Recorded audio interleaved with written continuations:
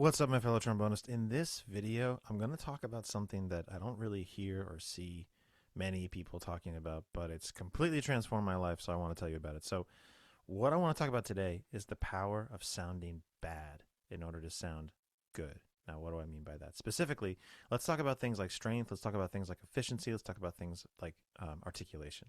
So, everyone wants strength, right? We all want more high range, we all want more endurance, right? So, what's the better way to do that? To sort of go where you're comfortable and then gently sort of try to ask more of your embouchure? Or what if we asked way more of our embouchure to try to get a great workout for our playing, right? Which one do you think is better? So, assuming for the moment that you think that reaching more is better, if we get a really good workout for our embouchure, we're going to get more strength faster. So how do we do that? We reach beyond our comfort zone. Like if you want to get, say, a high F, reach for the high B flat, like the super mega high B flat. When I say high F, I mean the F above the B flat 4 ledger lines above bass clef. If our target is that, reach past it. Don't work your way up. Reach past it. Now, because that's going to ask more of your embouchure, you're going to get a better workout. So, but if we do that, it's not going to sound good, right? Like just because we reach there doesn't mean it sounds good.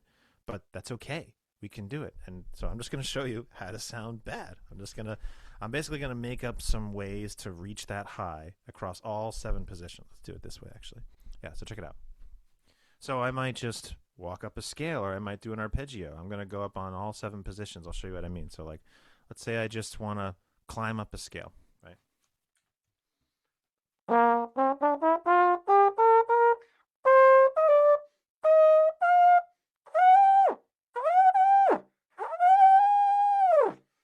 Didn't sound good, but I got a great workout and I got pretty high. I'm going to do the same thing on all 7 positions. I'm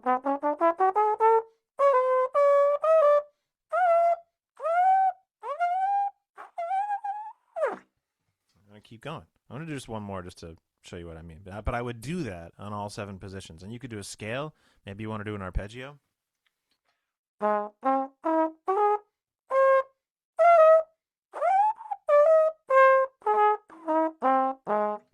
However you do it, just reach and do it systematically and do it across all 7 embouchures. The more that you reach, the better a workout you get. The key to doing this is to be okay with sounding bad. I didn't even hit those notes. I've been working on this for a while, so some of that range is actually kind of there. If your range isn't there, that's okay. It's okay if nothing comes out. Like, just reach and then systematically keep reaching. Allow yourself to sound bad or for things to not work or for things to feel uncomfortable consistently. That is how we get more strength. This is how the power of sounding bad helps you to sound good. So let's see. Another way to do this is to add articulations, right? So in the same way that asking more of our embouchure by reaching out of the comfort zone gets us more for our embouchure, if you add things like double tonguing and doodle tonguing, especially if you're not familiar with those, then you're going to be asking even more of your embouchure. So do them both at the same time. Let's do the scale thing. I'll keep going 4th position this time, and I'll doodle tongue it. I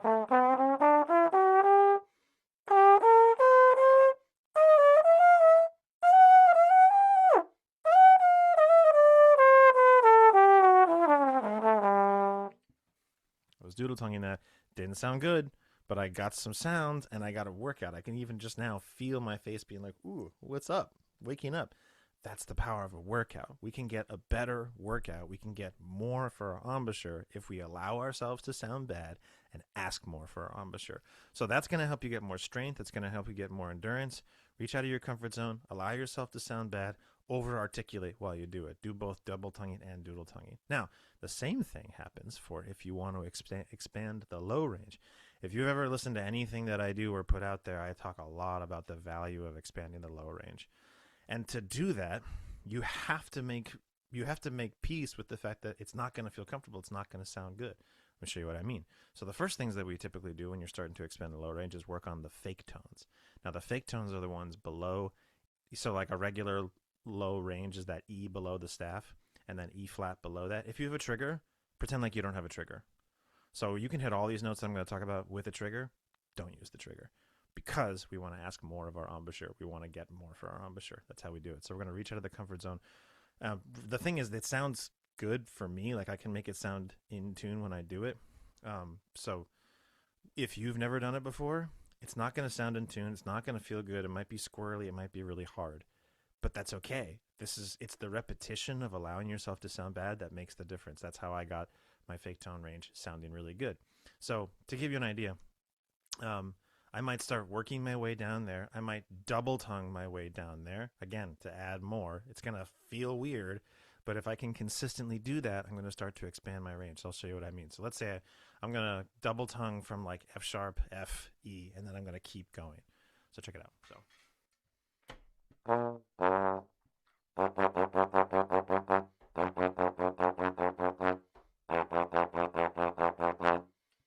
And then when you're doing this, it helps to get a reference pitch. So like I'm going to get E flat in my ear in order to help me find it in the fake tone range.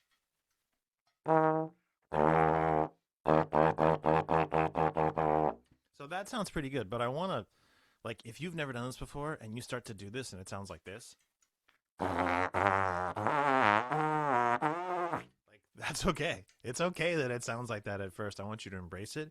Do your best to find, in this case, the target, which is E flat, and do your best to double tongue it. Like,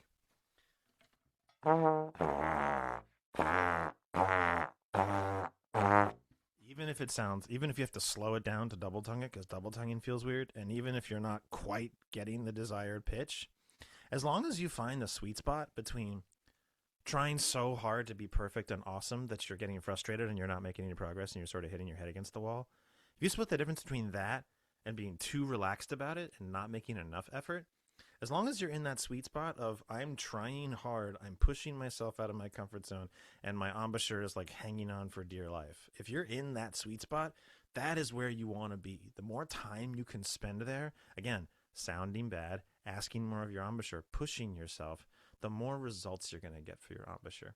So that includes the pedal tones. That includes going super way to the basement, which I've gotten other videos where I talk about this, but like I would just double tongue my way down. And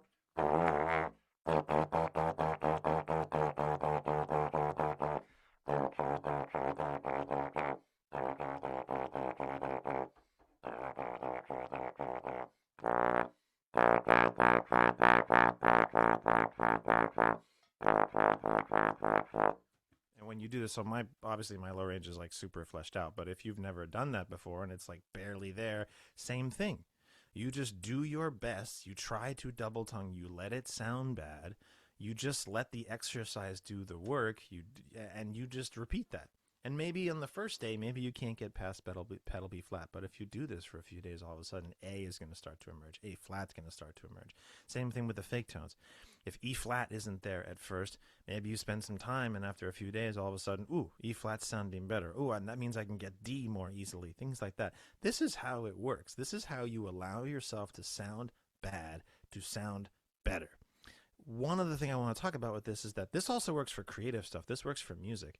So, for example, you'll probably see this video at some point. Maybe it's already out by the time you watch this or whatever. But I've been like, just for my own satisfaction, wanting to practice giant steps like really, really fast. Like I want to play it at the speed of Coltrane. He plays it around 300 BPM in that recording. So I've been practicing it. And what I've found to be successful is I will practice a faster tempo. I will practice 315, 320, even 330 BPM. It's extremely fast. And surprise, surprise, I don't sound good when I do it.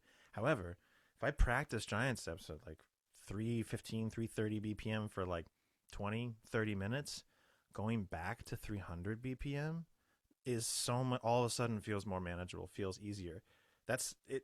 We're doing the same thing with our embouchure when we do that. But this idea of just pushing yourself to sound bad, going for it, let yourself sound bad and make a good effort, it has so many benefits. So like if you're trying to get better at improvisation, if you're trying to get better at playing faster, push yourself to ask more, push yourself to go faster than your target, let it sound bad, let it sound really not good, and then where you actually want to live, the slower tempo, more within the musical range, whatever, it's actually going to be better. So this has literally transformed my life. It works for a lot of my students. And I just wanted to tell you about it because everyone should start to be doing this. Don't stay in your comfort zone. Don't do the old way. Don't do just the method books that just keep you sort of within that comfort zone and slowly have you pushing beyond, slowly asking more to have you get better. It's going to take forever to get you where you want to go. You want to go faster? then ask more. Allow yourself to sound bad. Keep going. For the high range, for the low range, for your musical stuff, I'm telling you, this is the way. If you like what I'm talking about, if this resonates with you, I've got some links down below. I've got a free masterclass where I talk exactly about this. And if you're interested, I got a link that talks about like to see what it would look like if we worked together. It's really all good either way. I'm here to provide value and tell trombone players about cool stuff. Hope you enjoy it. Check out the other channels.